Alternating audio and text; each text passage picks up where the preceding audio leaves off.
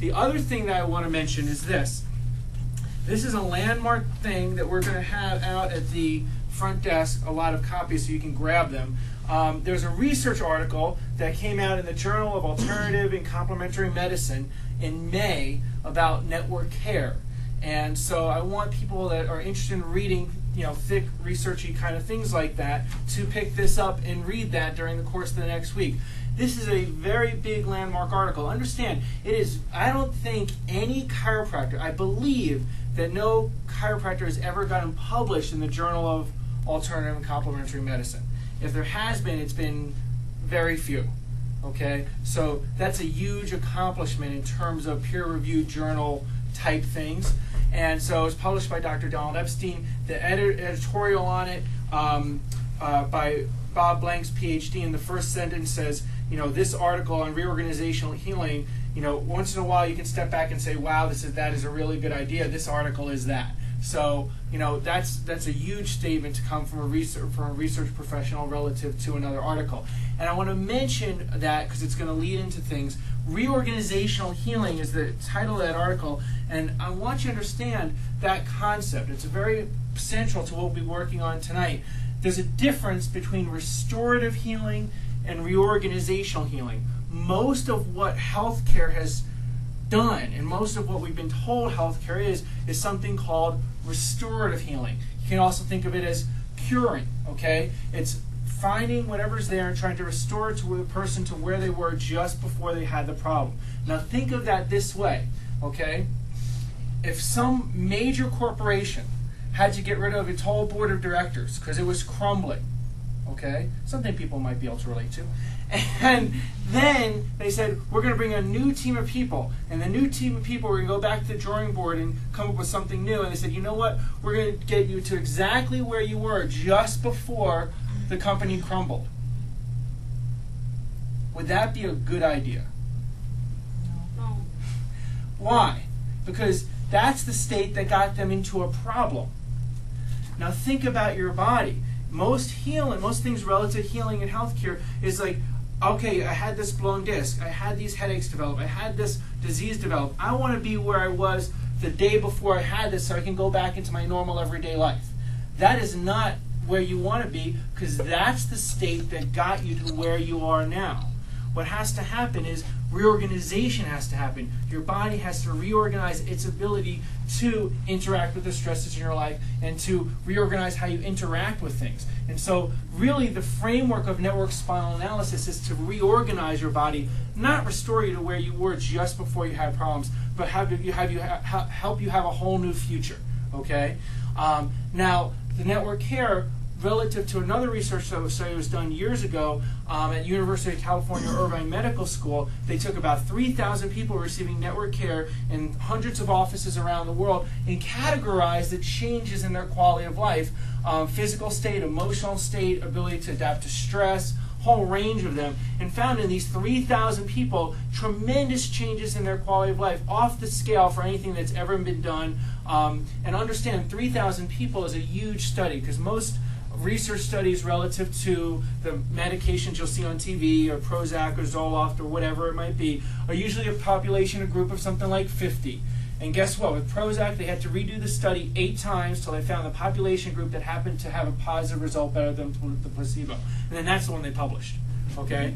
So it was a group of 50, and it was a certain gender and age demographic. And that, but of course they sold it to everybody, not just that particular age and gender demographic. Understand that? So 3,000 is huge. It was something like 70–80% having changes in their quality of life across the board, and with no negative side effects, which comparative to the other things we're talking about. So understand, what they did was when they went through that, they said, well, let's categorize. Not only do we have all this data for these thousands of people, how did it change? What groups of people had the biggest changes? They found people as early as 1 to 3 months in care had changes in their quality of life. So 1 to 3 months were able to report they had changes across the board in their quality of life. People 3 to 12 months had even greater changes in their quality of life. It was something like triple the number in the 3 to 12 month of receiving network care. Then when they had the next group that was 12 to 36 months, that group had the biggest changes in their quality of life, far more, something like I don't know, quadruple or huge compared to the average chart that shows it, but huge compared to the people that were only 3 to 12 months. So they had the biggest changes in their quality of life after their first 12 months. Now, looking at the data, it said, well, let's break down what's different between the people 1 to 3 months, 3 to 12, and 12 to 36. Is there something different about all their clinical findings because they had all this data? And they said, well, we found out that basically the people 12 to 36 months, it wasn't necessarily just the amount of time that they were receiving care that made the difference, but something that they were experiencing in their body. The people in 12 to 36 month range had two things going on in their physiology that didn't across the board happen in the people in the first 12 months, which was that they had the respiratory wave and the somatopsychic wave. The respiratory wave is a breath wave movement that goes from the pelvis or sacrum up through their spine, through their shoulder blades, up through their neck, and they feel breath movement, an undulating movement through their spine. So it's not just that they're breathing deeper, but they actually feel their breath move up and down. Okay? They have that, and then secondary to that, that's an important statement, secondary to that, they had the somatopsychic wave. The somatopsychic wave is when nerve energy shunts into the muscles, or paraspinally, the muscles around the spine, and the body starts to have undulating movements. And those movements are, again, nerve energy going into the muscles to move the spine, to make changes in its alignment, and the body reorganizing the pools of energy in the vertebra, pools of energy in the muscles, pools of energy in the connective tissue where the body's been stagnant. It's held the body in the same angulation or position, most cases for decades. Okay? And then as it's changed that, then that's gone into movements. And the people that had those two things happen in that sequence, the breath and then the movement, had the biggest changes in their quality of life. So at that time, Dr. Donald Epstein said, well, we want to change things so people start getting, this was in the early 90s or mid-90s, that particular study. And I said, we want to change things so people have those changes earlier rather than they have to wait 12 to 36 months. So we want to try to speed that up, and we want to change the way network is delivered so we can more predictably get the breath and somatopsychic wave to go through their spine. So at that point, they made network into different levels of care: basic, intermediate, and advanced care. Basic, intermediate, and advanced care. Now, most people, when they come into the office, we're starting them with basic care. Basic care involves only very gentle touches, about the amount of pressure you put on a closed eye, very briefly. There's a reason. It's because of all the different types of adjustments in the chiropractic profession. And there's lots of things. It's always amazing to me when people come in and think that that type of adjustment is something that's only network, because there's about a dozen different types of chiropractic techniques that have been around 100 years that only do those kinds of adjustments. Okay, it's not something new per se to chiropractic to do a gentle touch type of adjustment that's being done in chiropractic's infancy. In fact, older than the things that you think of as traditional chiropractic care. So those types of adjustments are the types that will be most effective at reducing tension in the bones, muscles, and nerves, bringing things from high tension to low tension, and helping a person's brain and body increase awareness of where their spine is.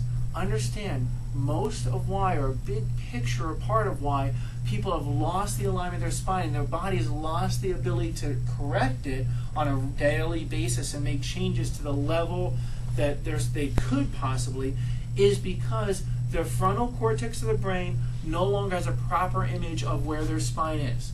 What do I mean by that?